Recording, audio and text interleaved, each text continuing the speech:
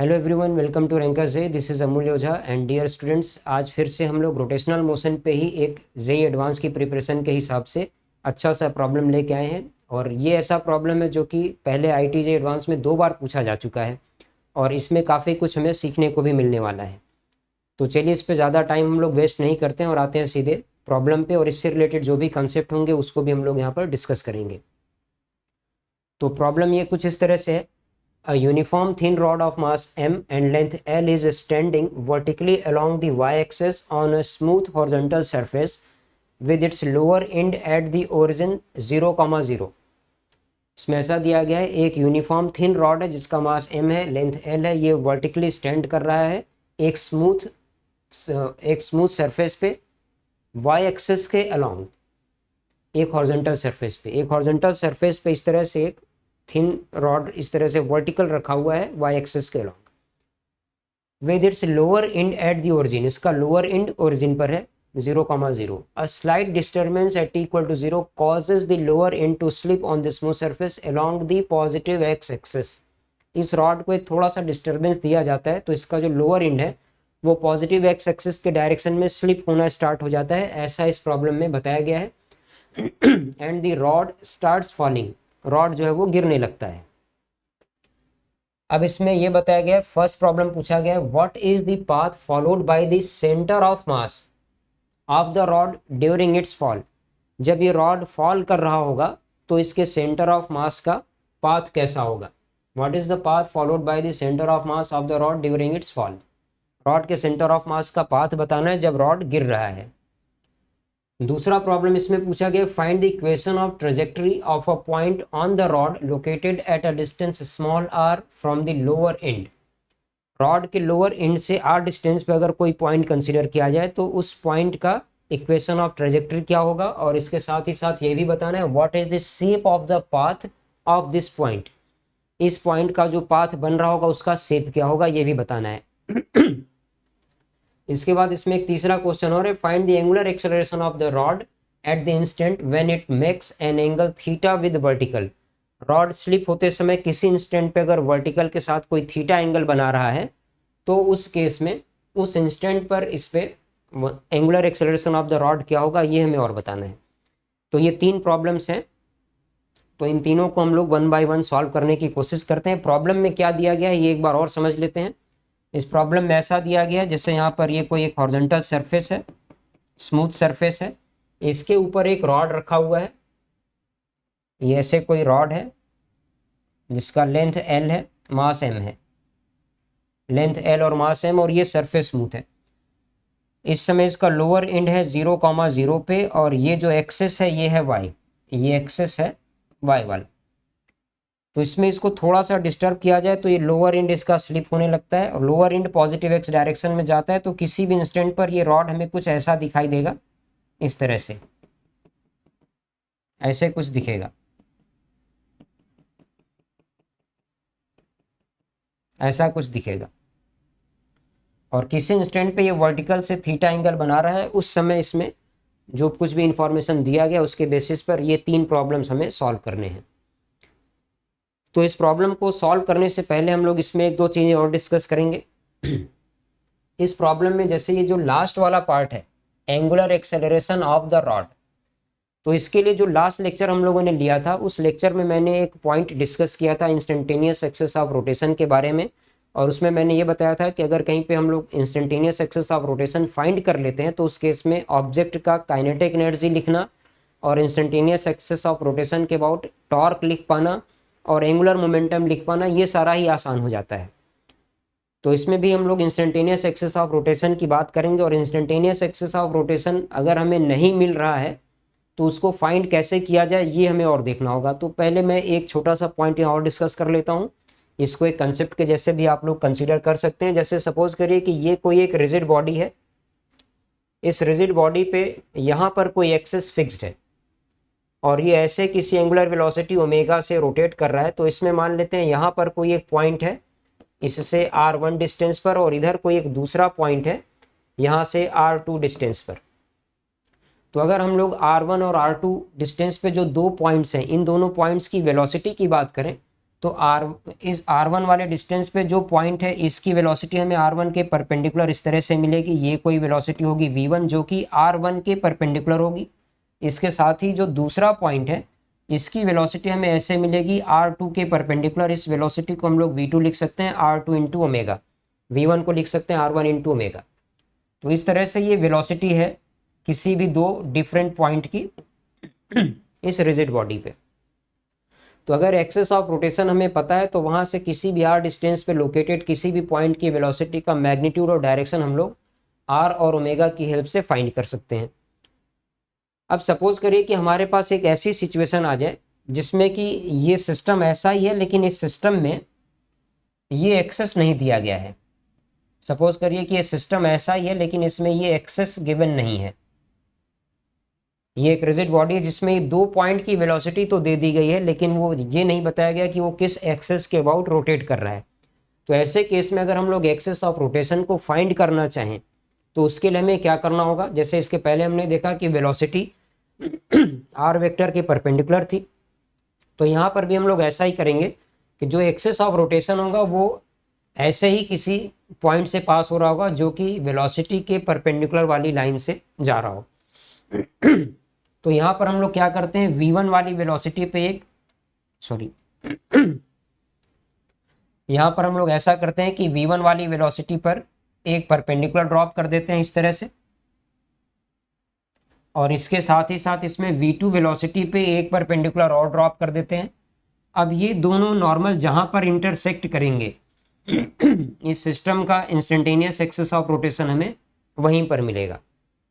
तो इस तरह से हम लोग इंस्टेंटेनियस एक्सेस ऑफ रोटेशन को फाइंड कर सकते हैं अगर हमें दो पॉइंट पर वेलोसिटी मिल जाए तो ये इंस्टेंटेनियस एक्सेस ऑफ रोटेशन को फाइंड करने का तरीका। और जब इंस्टेंटेनियस एक्सेस ऑफ रोटेशन मिल जाए तो हम लोग सिस्टम पे टॉर्क लिख सकते हैं, उसको आई अल्फा से इक्वेट करा सकते हैं, एंगुलर मोमेंटम भी लिख सकते हैं, काइनेटिक एनर्जी भी इजीली लिख सकते हैं। तो ये तो हो गया इंस्टेंटेनियस एक्सेस ऑफ रोटेशन को फाइंड करने वाली बात। अब हम लोग इसमें एक दो चीज़ों की एनालिसिस और करते हैं।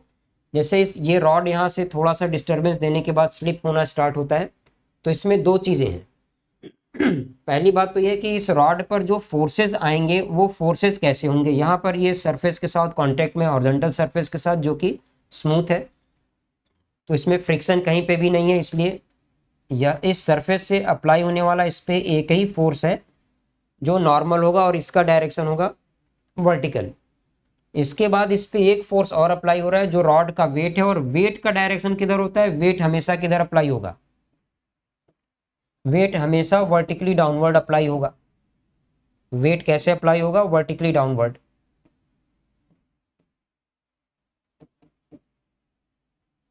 तो ये दो फोर्सेस इस पे अप्लाई हो रहे हैं।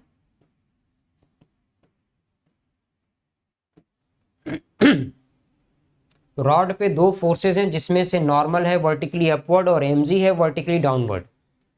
तो हम लोग न्यूटन्स लॉ में ये पढ़ चुके हैं पहले कि अगर किसी ऑब्जेक्ट के या किसी भी सिस्टम के सेंटर ऑफ मास का मोशन डिसाइड करना हो तो वो जो भी एक्सटर्नल फोर्सेस हैं वो मिलके सेंटर ऑफ मास का मोशन डिसाइड करते हैं।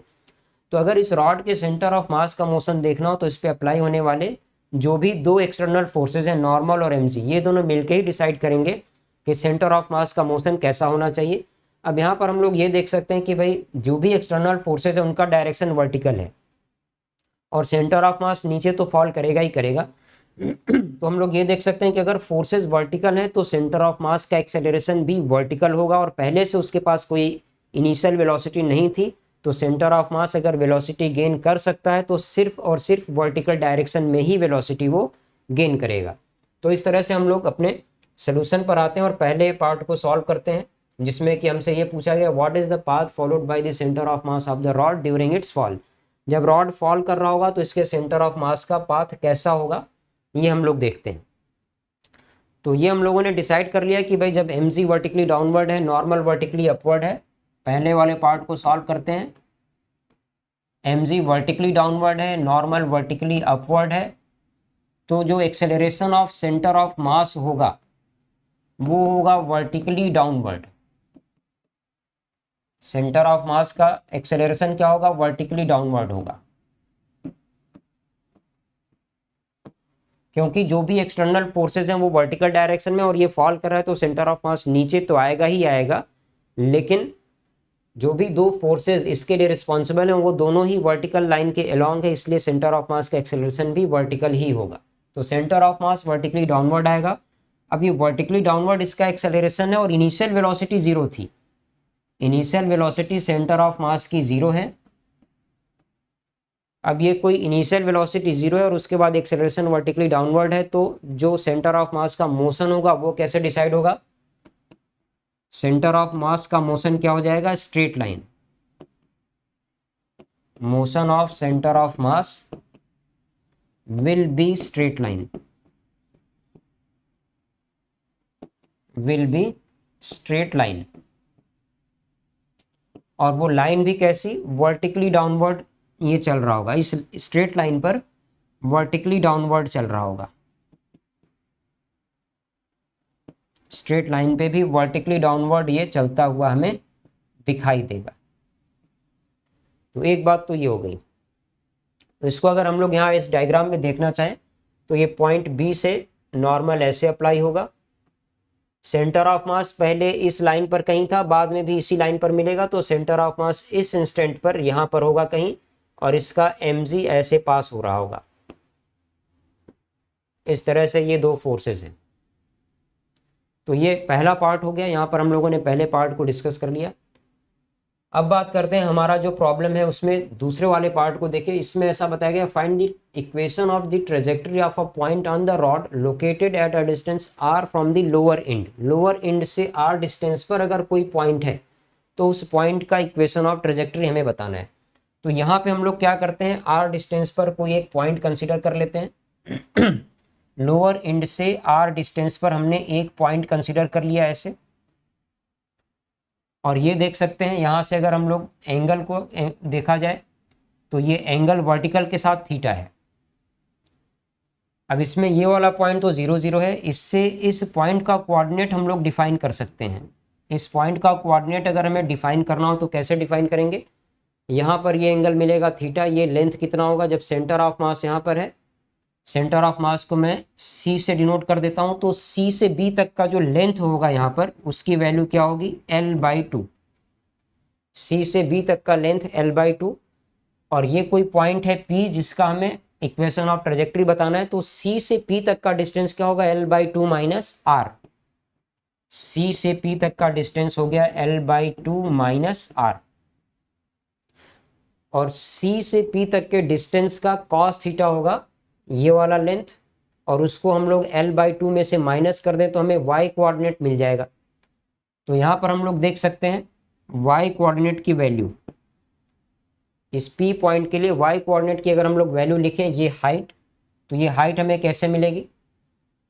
ये P पॉइंट की हाइट हमें यहाँ से मिल जाएगी ये r के साथ। अगर ये वाला एंगल थीटा है तो यहाँ 90 माइनस थीटा आएगा, इधर थीटा से लिख सकते हैं r का cos theta, r cos theta. ये तो इसमें y कोऑर्डिनेट हो गया जो कि इस हाइट से आ जाएगा। इसके बाद बात है इसमें x की, तो अगर हम लोग x कैलकुलेट करना चाहें तो उसके लिए पहले ये वाला डिस्टेंस देख लेंगे। ये पार्ट क्या होगा? r का साइन थीटा। यहाँ से r के लिए इधर cos थीटा हो गया, ये होगा r साइन थीटा, ये तो होगा r साइन थीटा। और ये पूरी लेंथ यहाँ से यहाँ तक की कितनी होगी?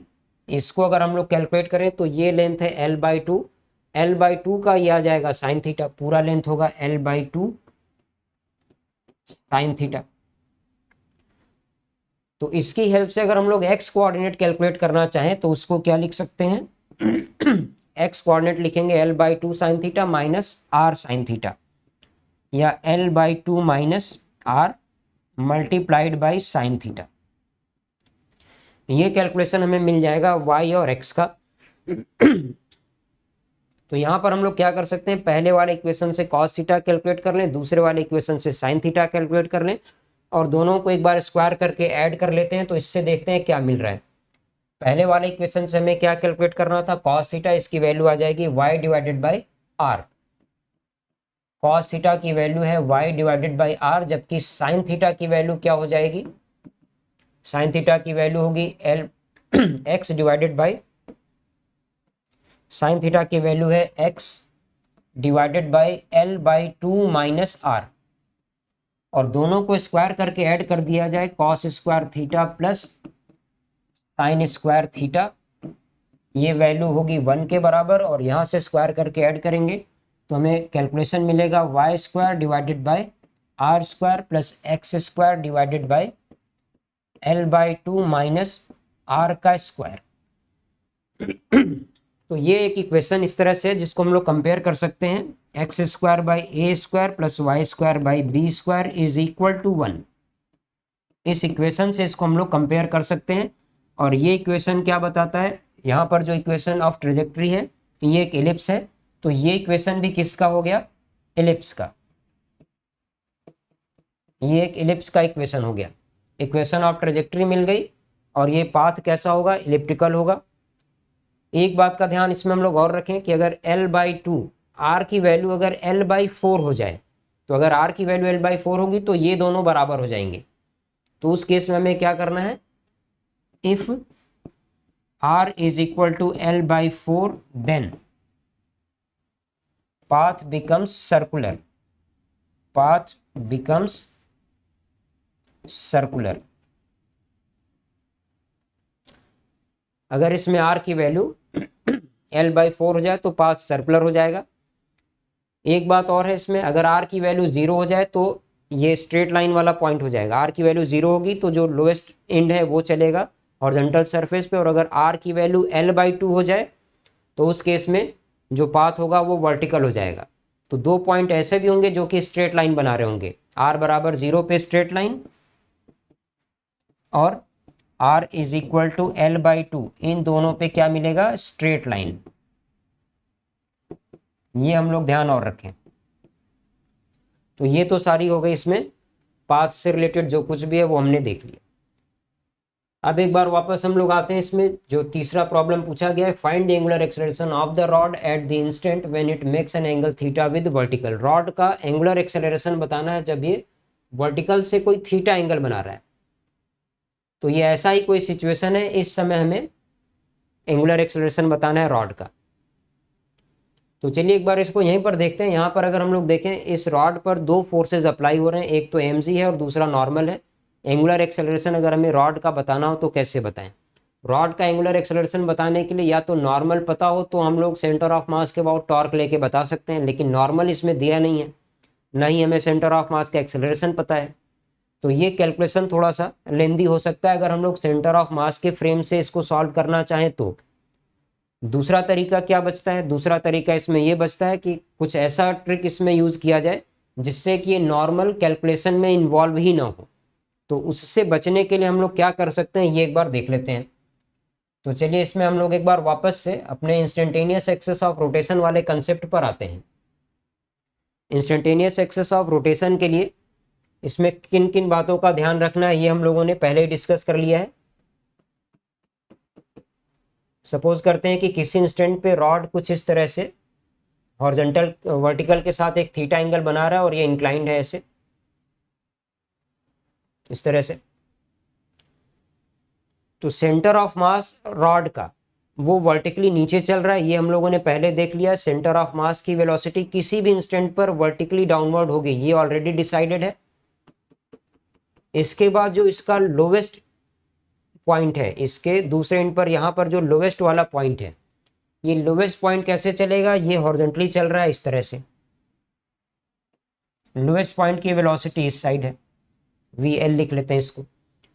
तो अब यहाँ पर हम लोग ये एक दो चीजें और देख सकते हैं कि जैसे इस रिजिड रॉड के लिए सेंटर ऑफ मास वाले पॉइंट की वेलोसिटी हमें पता है VC वर्टिकली डाउनवर्ड।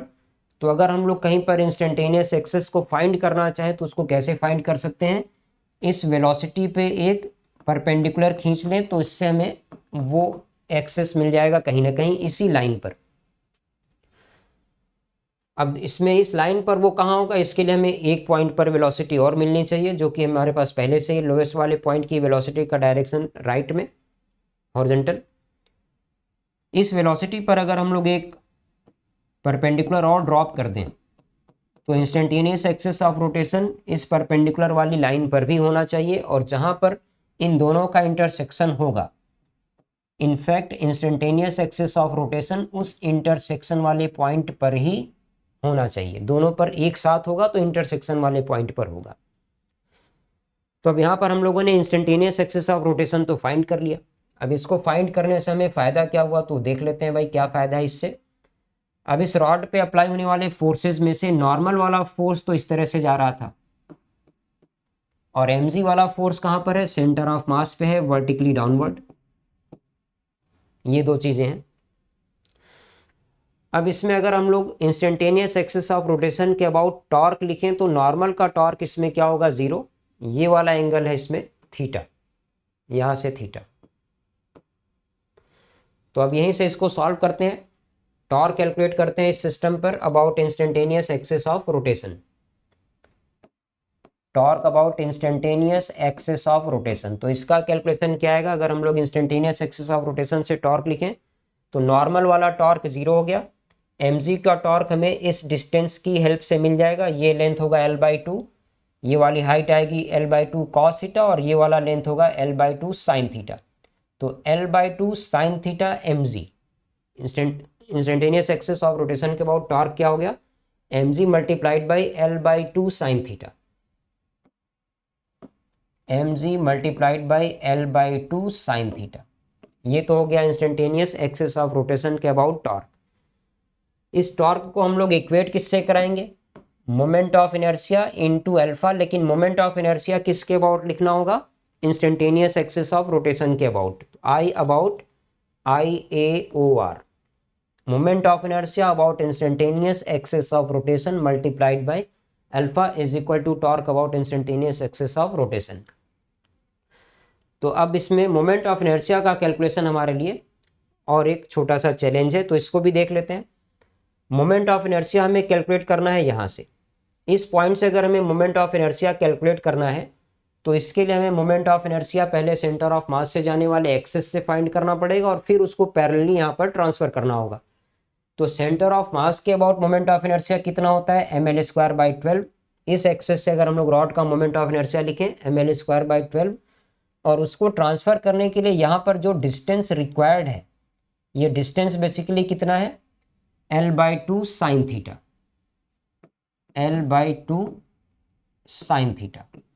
तो moment of inertia about instantaneous axis of rotation हम लोग कितना लिख सकते हैं, पहले सेंटर ऑफ मास से जाने वाले एक्सिस के अबाउट ml²/12 प्लस md², जिसमें d की वैल्यू क्या है, l/2 sin थीटा, तो plus m into l/2 sin theta का स्क्वायर, l/2 sin थीटा का स्क्वायर, l/2 का स्क्वायर होगा l²/4, और साइन थीटा का स्क्वायर इसमें और लिख देना है, मल्टीप्लाइड बाई अल्फा। तो ये अपने पास कैलकुलेशन है, इसमें ml²/4 कॉमन कर सकते हैं, तो ओवरऑल कैलकुलेशन क्या आया, m से m कैंसिल कर लें, l से l कैंसिल कर लें, अगर इसको सॉल्व करना है तो m और l कैंसिल कर लेते हैं, 2 भी कैंसिल हो जाएगा, तो m l और 2, तो यहाँ बचेगा 2 और इधर आएगा 6। अल्फा का कैलकुलेशन अब यहाँ से लिखा जा सकता है, अल्फा की वैल्यू कितनी लिखें अल्फा की वैल्यू g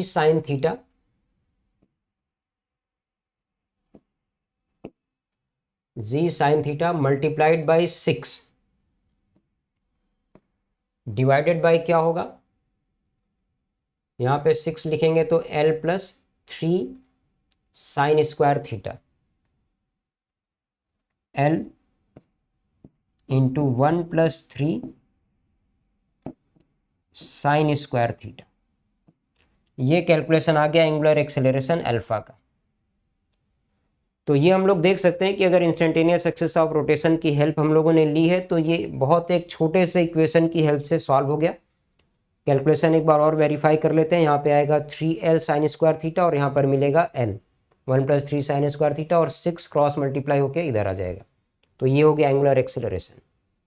ये कितनी आसानी से सॉल्व हो गया, जबकि इसी प्रॉब्लम को अगर हम लोग सेंटर ऑफ मास की हेल्प से सॉल्व करना चाहते हैं तो पहले नॉर्मल कैलकुलेट करना होता, उसके लिए सेंटर ऑफ मास का एक्सेलरेशन भी कैलकुलेट करना पड़ता और बहुत सारा इसमें अननोन और इन्वॉल्व हो जाता। तो इंस्टेंटेनियस एक्सिस ऑफ रोटेशन का हमने अच्छा यूज़ आज भी देख लिया। तो इसी तरह के वीडियोज़ अभी आगे हम लोग और लेके आते रहेंगे। आप लोग की प्रिपरेशन अच्छे से होती रहे, अच्छे से पढ़ाई करिए। Take care, bye bye, good night.